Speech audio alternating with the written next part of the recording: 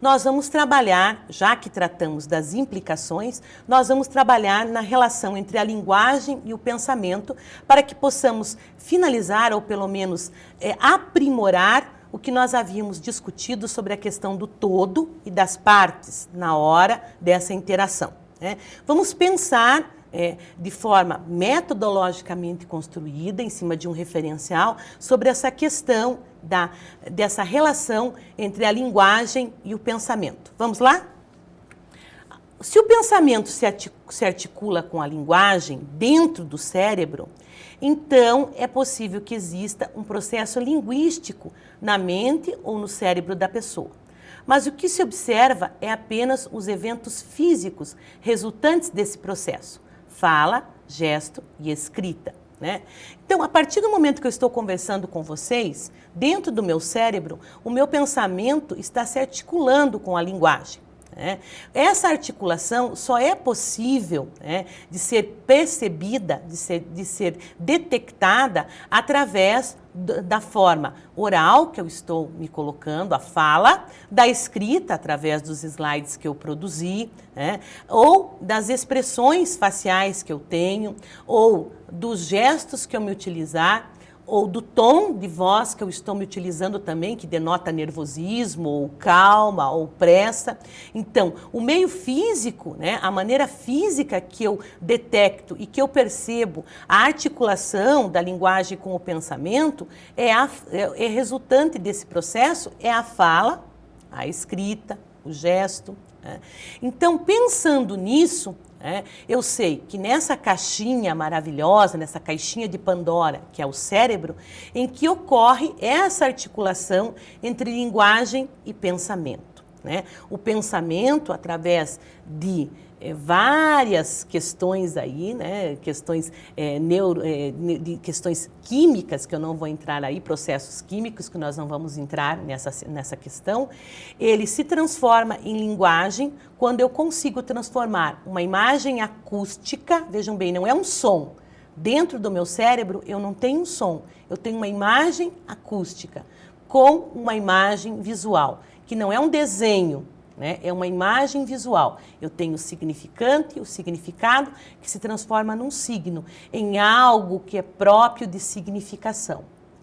Quando o meu pensamento consegue fazer essa articulação, transformar o que essa imagem acústica e essa imagem visual em algo que tem significado, e eu posso transformar, passar, externar através de um processo de fala, de um processo de escrita, de um processo de gesto, de um processo expressivo, é que eu tenho essa implicação da linguagem com o pensamento dentro do meu cérebro.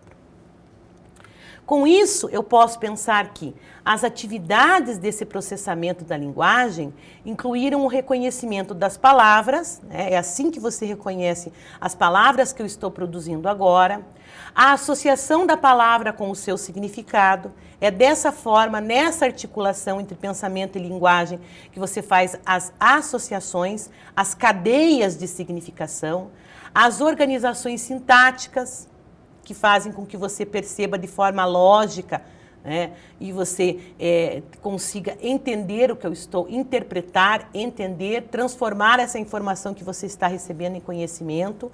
Também organizações textuais e organizações discursivas. Por que discursivas? Eu sou, a minha linha de pensamento e análise do discurso.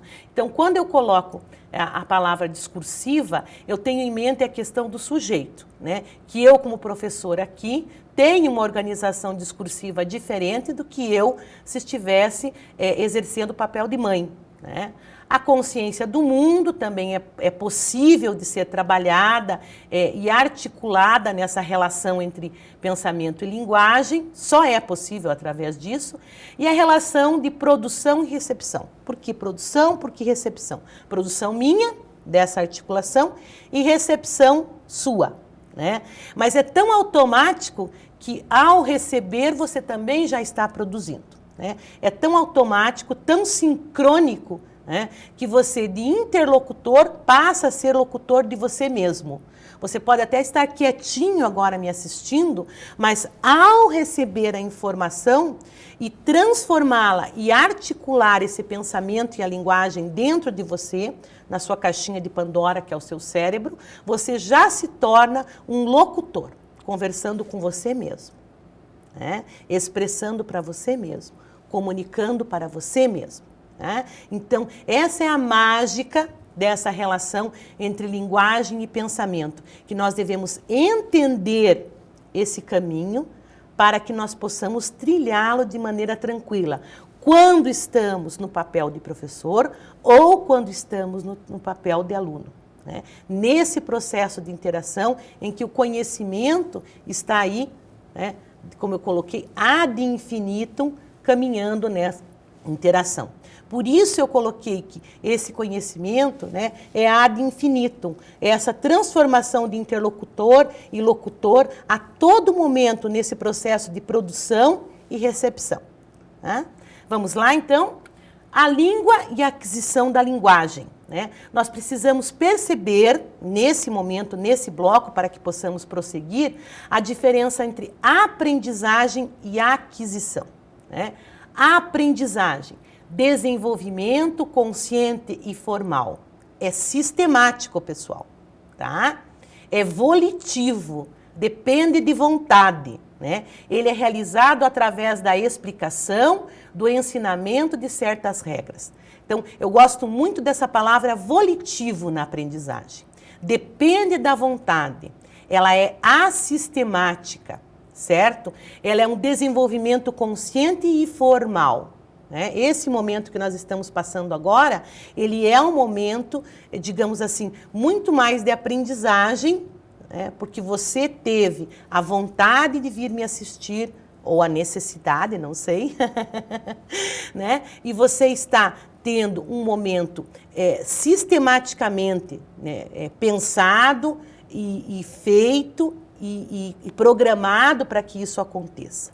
Agora, vamos pensar na aquisição. Dentro desse momento de aprendizagem que você está tendo, você tem um momento também de aquisição.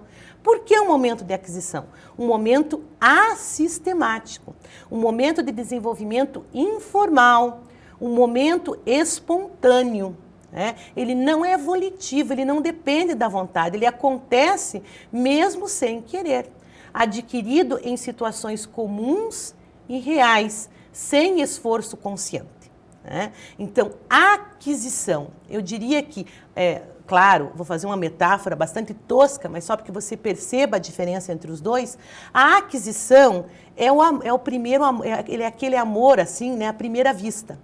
Você não consegue controlar e você não sabe o porquê que você teve uma identificação, né, um desejo por aquela outra pessoa.